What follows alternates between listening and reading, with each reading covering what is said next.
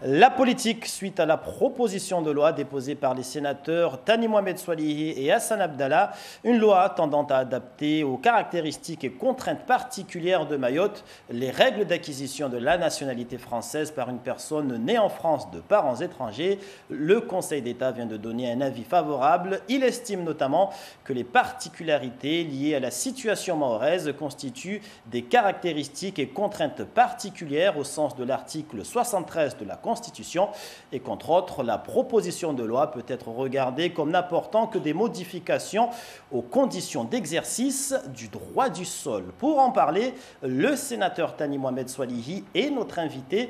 Bonsoir. Bonsoir.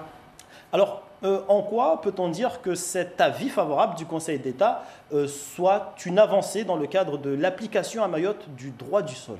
C'est une avancée qui est très importante, mais les choses ne font que commencer.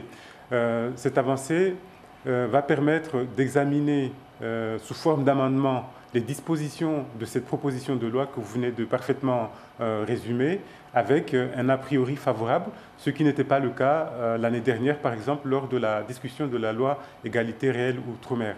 Et ce qu'apportent de nouveau ces dispositions, c'est de dire que les naissances d'enfants d'étrangers à Mayotte ne bénéficieront pas aussi facilement qu'aujourd'hui du régime du droit du sol.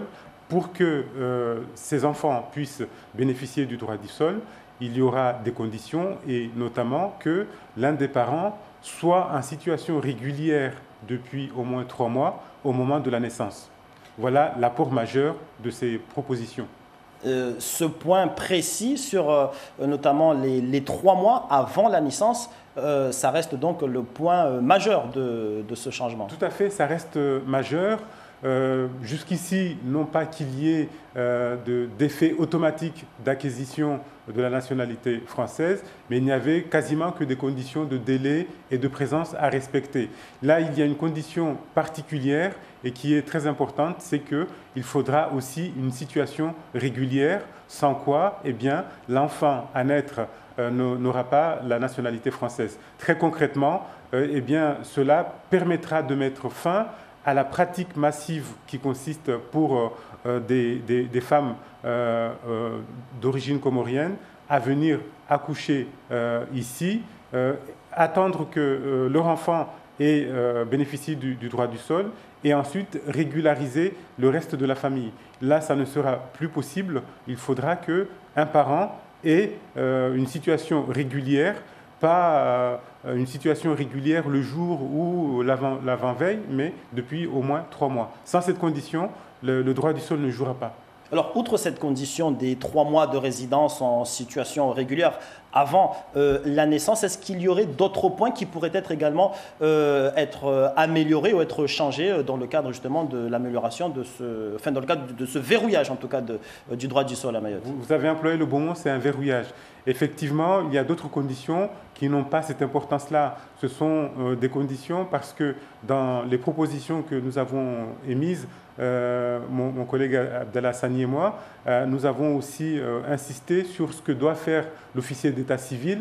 Et puis, il y a une partie aussi, comment cette loi nouvelle va s'appliquer. Donc là-dessus, non pas qu'il y ait des conditions du Conseil d'État, mais de recommandations, des interrogations, des points de vigilance que le législateur devra tenir compte. Mais les choses ne font que commencer.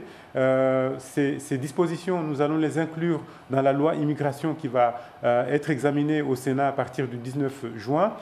J'espère que nous aurons un accueil favorable, mais cette loi doit suivre la navette parce qu'elle doit retourner en commission mixte paritaire puisque l'Assemblée nationale n'a pas encore connu de ces nouvelles dispositions à venir.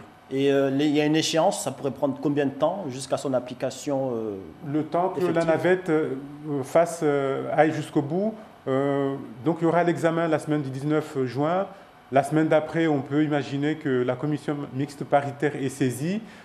Si on arrive à un accord entre l'Assemblée nationale et le Sénat, les choses s'arrêtent là. Mais si on n'arrive pas à un accord, et je pense que pour ces premières lectures, il n'y aura pas d'accord, eh bien on repart pour d'autres lectures à l'Assemblée nationale et au Sénat.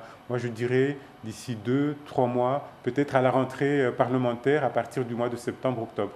Alors, le temps qui nous est imparti est écoulé. Une toute dernière question concernant l'actualité locale. Vous imaginez bien, ces tremblements de terre à répétition, vous êtes intervenu dernièrement au Parlement. La population est inquiète malgré les annonces des experts qui étaient ici ces derniers jours. Tout à fait. Vous avez un sentiment là-dessus, un avis? Malheureusement, je ne peux pas faire mon travail et le travail des autres. Moi, j'ai demandé que l'État se préoccupe de ce qui se passe ici. Ce travail-là a été fait, les experts sont venus.